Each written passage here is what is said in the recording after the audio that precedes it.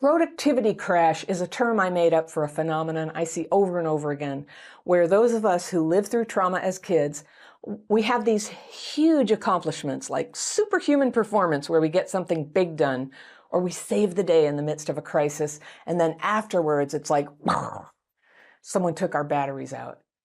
What is that? I'm bringing back here one of my most popular videos about why our productivity goes up and then down with trauma, and what you can do to get off the roller coaster and function reasonably well every day. If you had trauma in the past, you probably struggle sometimes to get things done, to stick with things that you begin. So why is that? Even when you're actively healing PTSD from childhood, there are trauma patterns that can come out of nowhere, that can make you fragile at times.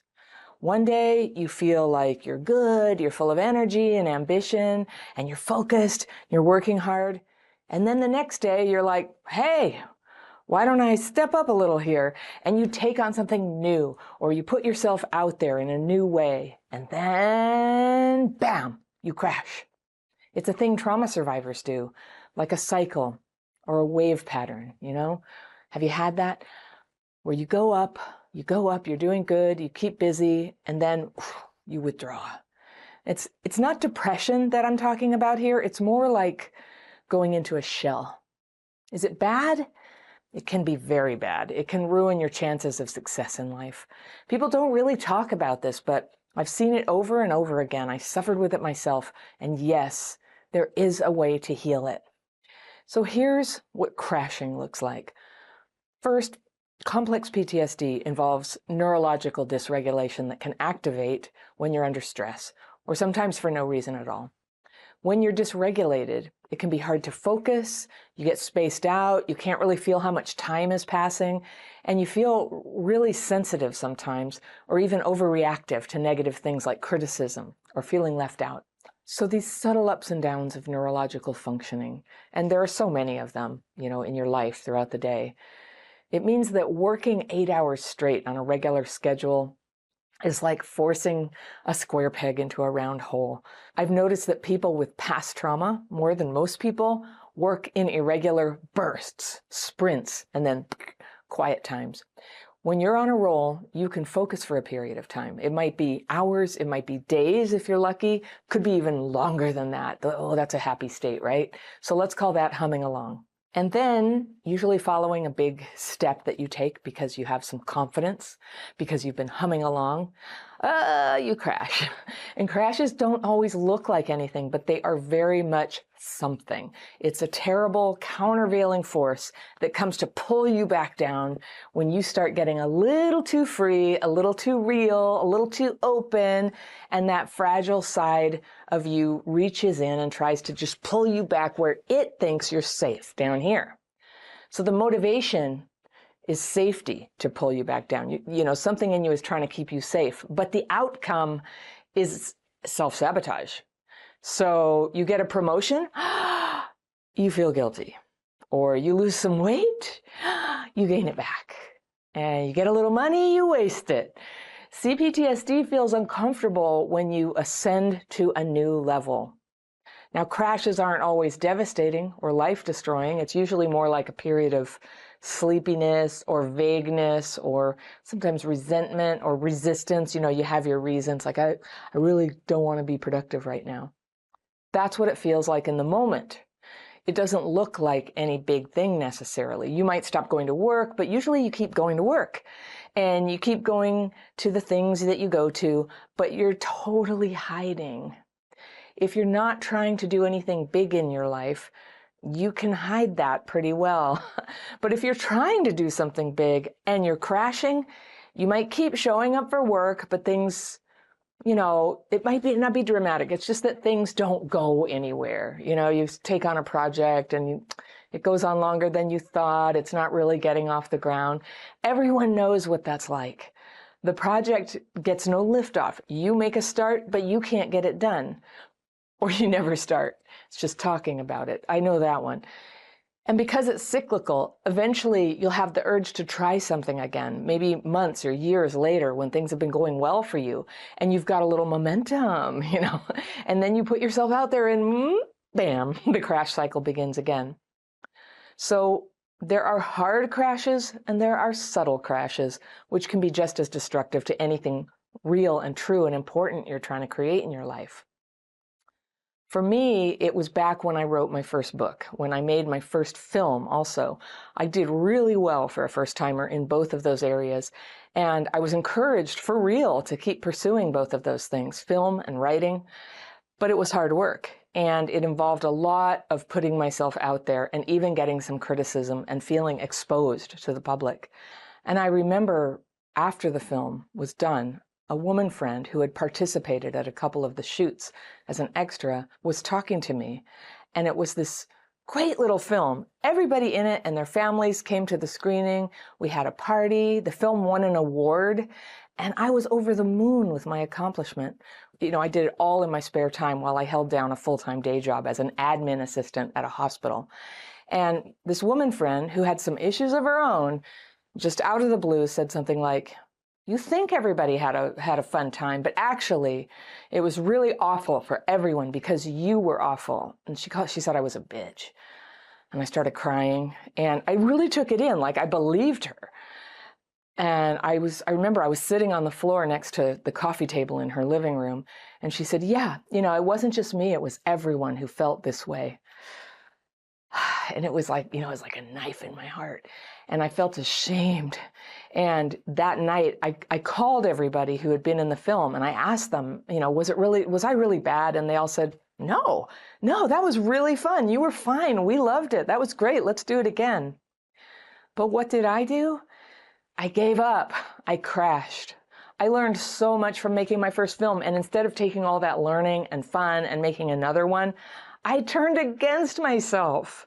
I kept just being an admin assistant. And instead of writing scripts and setting up shoots with my friends, I just fell back into watching TV at night, like for years. And this happened with my book too. The book did well, and I started getting all these invitations to speak and be on radio shows and to write columns. But I had a boss at the time in my day job who said that the head of the whole organization had said that my writing was a conflict of interest and that if I wrote any more, I'd be fired. Well, my boss said, that if it were up to him, of course, I could write. But, the boss's boss wasn't okay with it. I did stop writing, but 2 years later, I was at a conference with the president of the big national organization who had supposedly said this, that I couldn't do it anymore. And I asked her, and I said, now that we're kind of friends, I just want to ask about something that happened a couple years ago. I wrote a book. It was doing really well. And you said I had to stop writing or I'd get fired. And she was just like, "What? I never said that. I would never say that. We want people who are, ambitious like that. We loved your book. We thought it was great. We bought it. We loved it." I could hardly even compute it for a minute. I was like, "What?" So I was like, "Okay, thank you." But what I had to face is that the boss that I had been working with for years sabotaged me, that he, shut me down out of, who knows, we can speculate if he was jealous or I don't know. I can't really see a scenario where he was sincerely worried that I wouldn't do my job. I did a great job on that job. So I was faced with the horrible reality that somebody I trusted would do that to me. And so what did I do? Did I go back to him and say, "Hey, you told me your boss said I couldn't publish again or I'd get fired, but that's not true. Like, I know her really well now, and she didn't do that. So why did you threaten my livelihood like that? Why did you make me stop doing this great thing that was making me successful?" Well, that's not what I said. I said nothing. I never said anything. I crashed. So I kept working for him for years. And because I participated in his sabotage of me, I didn't write again for 18 years until I started the Crappy Childhood Fairy blog. In all, I worked under that guy for 10 years. And I wish I had just cut it short as soon as I recognized that that kind of level of sabotage was going on. It was such a dead end for me.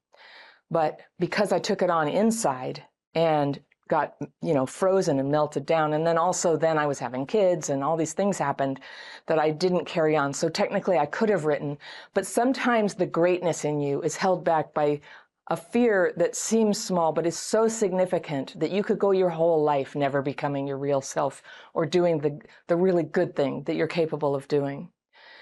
So until I started Crappy Childhood Fairy, I didn't write. And now I write and write and write, and I do it every week. I do it every day. So 6+ years ago, I wrote my first blog post for Crappy Childhood Fairy, and I was very rusty at first. I had a really hard time getting anything on paper. I did a blog post, I don't know, at first maybe every month or something. Sometimes I'd go 3 months. It was really hard to do, and I was doing it on the side on top of the job I already had. And what happened was that movement, like beginning, you just start writing and then you get momentum, like something is liberated in you because now you're freer. And I'm freer because every year that goes by in my life, I've used my daily practice more and more to really unearth the real me out of all the fearful and resentful thoughts that have been just suppressing me and thinking I had to go along with somebody who would tell me I can't write or I'd lose my job, right? So I'm following my calling. And if you're going to do that, and I recommend you seek that out, because this is where happiness is, where you really get to do what you're best at, what you're made to do, but you get stuck from doing it when you feel suppressed by your life circumstances, by the fear and resentment that you've got. And how that will manifest is that you try, but you cannot sustain it. That's what a crash is. It's the unsustainability of you following your natural path. So you're making it sustainable. And until you can do that, when you're suppressed like that through outer things and inner things, when you can't get yourself, just out there to do what you were made to do, you will feel frustrated. There will be a low-level depression every time you think about it. You'll be confronted sometimes with the indignity and the sort of insult of people being hard on you about doing things that were not really what you were meant to be doing anyway. And you took the job, so it's their right to expect you to do the job, right? But you took the wrong job. You followed the wrong path because you were so accustomed to crashing. You thought that you could not dare to follow the path you wanted. So it's all about get back on your path. Get back on your path and make it sustainable for yourself. So how do you do that? Here it is. I learned to modulate my crashes. That means make them not like this, but like this. Not so intense. If you're a person who crashes, if you fall off your game from time to the degree that it's really taking away from the quality of your life and your sense of freedom and confidence to pursue what you really want to be doing, I want to tell you how to modulate your crashes. Crashing follows a very similar pattern to a lot of other things that go with CPTSD. Notice that crashing looks a lot like neurological dysregulation. It gets triggered by something. You don't notice it at first necessarily. It distorts your perception, making you really vulnerable to discouragement and criticism. It comes with a physical state. Sometimes it's like physical agitation or a bit of a torpor. You just can't get your energy going. There is often a full self-attack involved. And self-attack doesn't help, right? It can feel like the crashing experience is something someone is doing to you, like so-and-so really upset me and now I can't focus. But notice that even when another person goes along with you on this, maybe apologizes for upsetting you, it doesn't solve the problem. They can't fix it because the crash has already been set in motion, so it's inside. That's because it's about the brain state that you're now slogging around in. And this is a lot like dysregulation. If you're on this channel much, I talk about neurological dysregulation. It's a common, little glitch that your nervous system can go into. It goes with childhood trauma. Everybody, in fact, gets dysregulated sometimes. Most people, virtually all people, can eventually re-regulate. But when you had trauma, it can be harder to come back. You go down farther, you stay there longer, it's harder to come back. So when that crash gets activated, it colors everything you see. It makes you think your efforts they're all a waste. Your talent is absolutely worthless. Nobody cares or wants to read your stupid book or watch your idiotic movie or eat the horrible dinner you made or be your boyfriend or whatever terrible thought fills your mind in there when you put yourself out there and get met with discouragement. It is so important when you realize you're in a brain state that it's a normal reaction to stress or discouragement, which are always part of life, and therefore you can stop beating yourself up. Beating yourself up only makes it worse, right? When you notice you're crashing, just treat it like a brain state and get to work supporting your brain. It's like, you were trying to get things done. Oops, crash. Let's get to work on my brain, change paths, build myself back up so that I can get back to work. So here's how you do that. You can develop routines. Our brains like routines and they find them relaxing, especially when trauma has made things kind of chaotic. And it's hard sometimes to stick with routines, but you're going to need to keep accepting that and embracing your efforts anyway. And it can take time to get consistent. You want consistency because any kind of emotional drama or a crazy schedule, it drains your energy and it's putting you at risk for a crash. So do you go long spells without eating? Well, I never do, but I know some people do. You want to stay consistently nourished. Do you stay up all night and then sleep all day? That's going to set you up for a crash, that irregular sleep schedule. If you tend to lose your temper, if you're emotionally dysregulated, if you're a people pleaser, if you end up in quick relationships with people you don't know, all of those things can mess up the gentle routine your brain loves, and it sets you up for a crash. Now, you don't have to be boring or live like a perfect little princess. That's my worst fear. It's good to live your life and do new things sometimes, but you want to overall keep things within parameters that don't drain everything out of you. When you're emotionally or physically exhausted, your mind plays tricks on you and self-sabotages right when things are hard, right when a new job brings a challenge in front of you. If your well is full, you can get through the challenge. If you're already drained from a bunch of crazy stuff happening in your life, you're going to want to find an excuse to withdraw. And you will. You call in sick, fall into resentment. You believe that you're helpless, hopeless. You lash out at society. You give up and disappear. So you don't want big swings here. No big swings. Just walk in the path. Remember, because you have CPTSD, and in a way it's like having diabetes, where yes, you have it, but if you take care of it and follow a way of life that supports you, you can keep it under control and maybe even reverse it. So CPTSD is like that. And this model also, it's similar to crashing. Diabetics take insulin. And in the same way, you might need to do things that keep you balanced and resilient and able to handle hard things, risks, criticisms, little embarrassments, periods of intense effort that wear you down. You keep yourself balanced with decent sleep, decent diet, support from friends. Don't skimp on that one. Hardly anything works when you try to do it in isolation. You can learn to calm the triggers that tend to set off the crash by becoming aware and learning to discharge the fearful and resentful emotions and thoughts that cloud your thinking when you're crashing. Now, if you get those hamster wheel negative thoughts, I really want to encourage you to try my daily practice techniques. If you watch my videos, this always comes up, but I've got a free course. It's linked in the description section under all my videos. It's on the free tools page where there's a bunch of free tools, and the course is the diamond in the gem pile there. And it's the most important thing you can do in my program. And this is a good way to get some calm, some ease inside, which helps you keep your brain and emotions just a little more level, a little more attentive each day. You will find that right here. And I will see you very soon.